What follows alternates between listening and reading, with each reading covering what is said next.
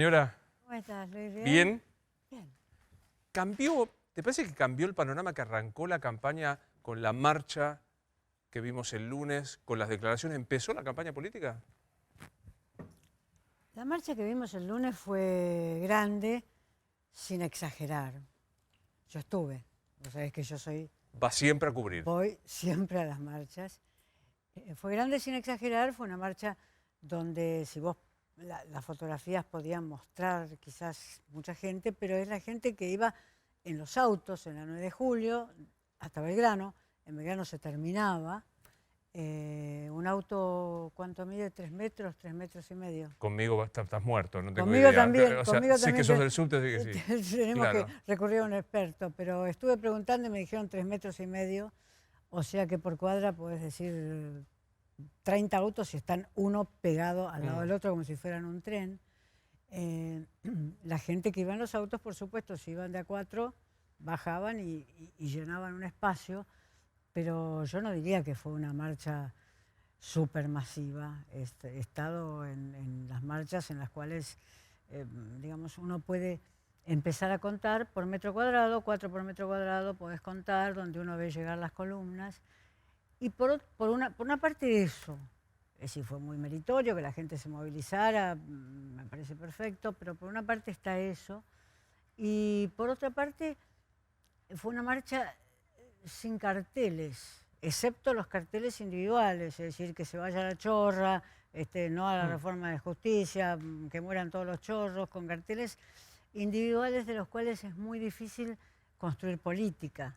Con que se vaya la chorra, digamos, podemos incluso cantar un tango con que se vaya la chorra, pero es un poco difícil construir política. Entonces no estaban presentes tampoco aquellos partidos de izquierda que están en casi todas las marchas que yo conozco, y que no son importantes electoralmente, pero son importantes en las movilizaciones, porque son como pequeñas articulaciones de las movilizaciones. Eso tampoco estaba presente o no estaba identificado. O sea que era, por un lado, muy meritorio porque era un movimiento no organizado de la ciudadanía. Y por otro lado, con todos los problemas que tiene lo no organizado. Claro. Lo no organizado en política, empezamos a hacer la lista de los problemas y son todos. Ahora, para vos no fue, digamos, no fue como el gobierno dijo, esto es el PRO, esto es Patricia Bullrich convocando, esto es la oposición, que en realidad no salió por las libertades, salió a oponerse directamente de al gobierno. ninguna manera. Si yo tuviera que hacer una caracterización, diría que es una marcha donde prevalecía la segunda y tercera edad, eso sí, de manera muy notable. Era muy notable que gente mayor de 50 años, digamos, hubiera dicho, un sí voy a ir a la marcha.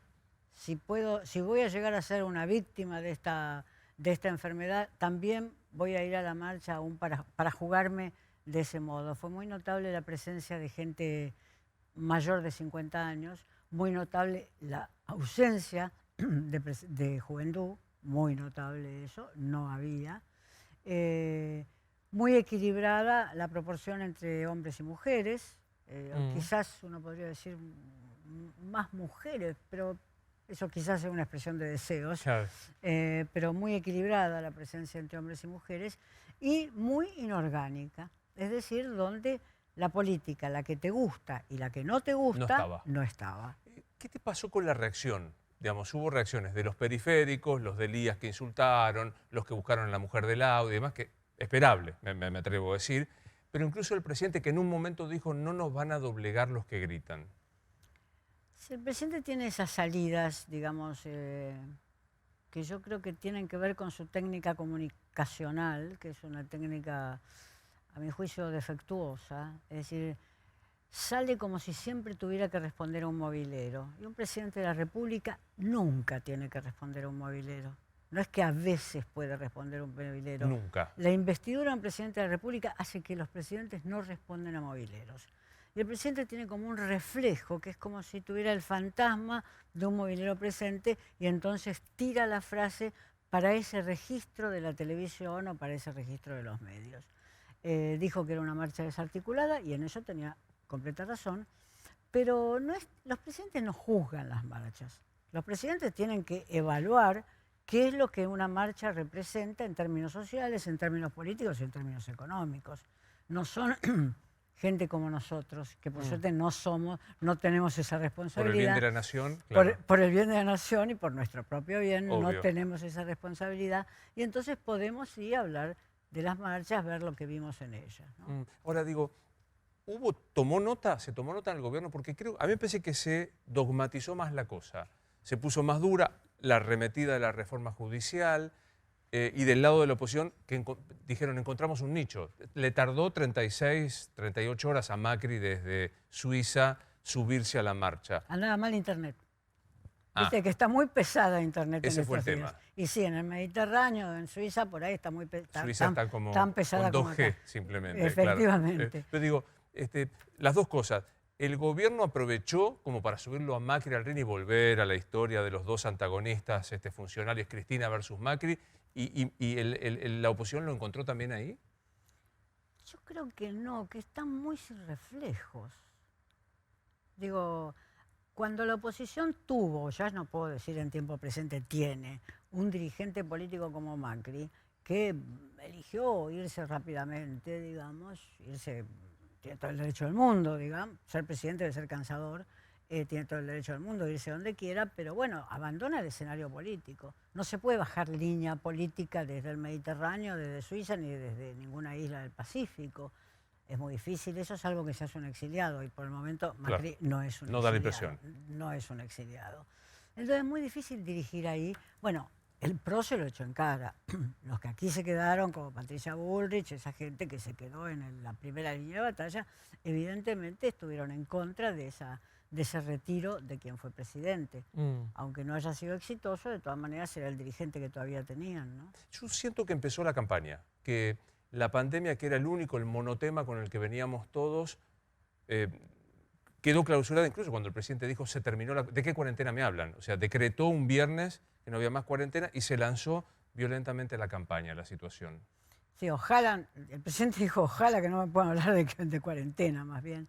Que empezó la campaña, es probable. Las elecciones no son elecciones parlamentarias, o sea que son de renovación de escaños, no son las que galvanizan tanto la atención, pero es posible que sin otros focos de atención sean importantes y se haga una campaña en ellas. Yo desearía otros movimientos de la política. ¿Por ejemplo? Por ejemplo, saber qué piensa el radicalismo hoy. O si ha decidido cerrar las puertas como gran partido histórico. Es decir, ¿qué evaluación hace el radicalismo de su alianza con el PRO? ¿Continúa esa alianza o no? Es un misterio. Sí, pues salvo alguna interacción parlamentaria, no hay... O algunas declaraciones de dirigentes muy aguerridos, como puede ser Cornejo, el mendocino, que son declaraciones fuertes. Pero, ¿qué piensa el radicalismo hoy? Entonces, cuando pensamos en elecciones, por el momento pensamos en partidos. A lo mejor dentro de 6 meses ya no pensamos más en partidos y las elecciones son con boleta unipersonal, vos una, yo otra y los amigos que estaban en la mesa otra. A lo mejor es eso, pero si pensamos en elecciones, por ahora en la Argentina son con partidos que arman su boleta, arman su política y arman su plataforma. Y eso no parece estar funcionando, o parece estar funcionando quizás más en el justicialismo, que tiene una supervivencia increíble. Totalmente. Es Contra viento y marea, habiendo corrido de derecha a izquierda, está allí. Ahora, esta semana veíamos las encuestas, por ejemplo, de la Universidad de Matanza, coinciden con la de la UBA y otras que dicen hoy la población está reclamando respuesta a la inseguridad y a la economía. Yo suelo decir, no es que le perdió el miedo al virus. A pesar del virus y a pesar de todo esto, está diciendo, señores, en la cotidiana, que es mi supervivencia física o mi supervivencia económica, está muy presente. ¿Sentís que la dirigencia, el oficialismo, la oposición, está a tono con esto? La cuestión de la seguridad yo creo que efectivamente debe ser un problema que si la dirigencia no lo aborda va a ser superada por la preocupación, la obsesión que puede llegar a tener en la esfera pública y en la esfera política. Porque en cuanto salgamos de esta situación, y estamos saliendo de la situación de cuarentena, el presidente ya la jubiló la cuarentena, jubiló la palabra, y cuando se jubilan las palabras también se jubilan los hechos, digamos. En cuanto terminemos de salir de esa situación, la gente piensa, y yo también, y quizás vos también pensés, que la cuestión de la seguridad va a estar a la orden del día. va a estar a la orden del día. Los barbijos son como el prólogo de caras que no conocemos. Cuando vos ves barbijos por la calle, de noche, si andás a las 11 de la noche, 12 de la noche, estás viendo el prólogo de caras que no conocemos. Y como la pobreza ha crecido enormemente, no digo que los pobres sean los responsables de la inseguridad, pero la desesperación también trae inseguridad. El presidente dijo en ese mismo mensaje, cuando habló de la cuarentena, que no era un momento de discusión de libertades, que nos equivocábamos, y me incluyo porque estoy allí, los que discutíamos de cuestiones de libertades. Hoy veíamos el caso de esta chiquita en Córdoba, de esta joven, tremendo, que manda una carta manuscrita pidiendo por su padre y su padre no puede entrar, que es Solange. ¿Estamos en un momento de cercenamientos de libertades excesivo? ¿Hay un debate a tono? El Parlamento, por ejemplo, después de 5 meses no cree que tenga que discutir las libertades. ¿Cómo vivís esto? Yo creo que hay cierta torpeza administrativa. Más que atribuirlo a una ideología en particular, decir, no, bueno, que son tan autoritarios que aprovechan para cercenar libertades, yo no diría eso, no hay nada que me autorice hoy a decir eso. Yo creo que hay una cuestión burocrático-administrativa, que no se sabe gestionar, que no hay un Estado en condiciones de gestionar problemas como los de esta chica que tenía que ser visitada por su padre, esta chica que está muy enferma, que tenía que ser visitada por su padre hoy y que le impidieron la llegada desde Neuquén a ese hombre que se había lanzado en una travesía por toda la Argentina, que era casi tocaba el corazón de todos los que escuchábamos la noticia. Hay como una especie de torpeza administrativa que nos tiene que hacer pensar en muchas cosas, ¿no? Que es la torpeza administrativa y burocrática del Estado argentino. Cuando se habla de burocracia, hay 2 tipos de burocracia. La burocracia a la cual se referían los grandes teóricos como Max Weber, es aquello que hace funcionar bien un Estado. Verbigracia, la burocracia alemana y la burocracia francesa, que nadie le gritaría como insulto a un empleado del Estado, burócrata. No, claro. Vos no imaginás que en Berlín se le grite burócrata a un empleado del Estado. Si no es bien atendido por ese empleado, hará la denuncia correspondiente y ese empleado tendrá la penalización que le corresponde a quien no atiende bien a un ciudadano. La burocracia argentina ya ni siquiera puede ser llamada burocracia. Y no estoy hablando de cada uno de aquellos que ocupan lugares en el Estado, sino de un Estado que ya no puede organizarse ni administrarse eficazmente. Pero hay algo que vos decís que me parece interesante para repreguntarte. Vos decís, hay que atribuirlo más a una torpeza burocrática de la gestión, que no saben hacerlo, más que un afán de restringir libertades. Lo pongo en el marco de la aparición de esta reforma judicial que se quiere sacar de prepo y con adendas que son impactantes. ¿No sentís que aparece un germen de lo que alguna vez conocimos como el vamos por todo? Esa es otra cosa. Lo de la reforma judicial sí es un vamos por todo. Es parte, capítulo 1 o capítulo 10 de un vamos por todo. Es otra cosa. Digamos, la torpeza burocrática debe ser estudiada y debe caer la responsabilidad bajo sucesivos gobiernos.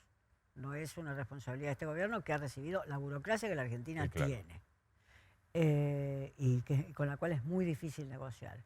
Mientras que lanzar en medio de la pandemia la reforma judicial es una movida que uno podría decir propia de regímenes que uno conoce, algunos en América Latina, que aprovechan alguna circunstancia en la cual la gente esté más o menos distraída para lanzar una operación política o jurídica o legal que sea muy complicada de entender.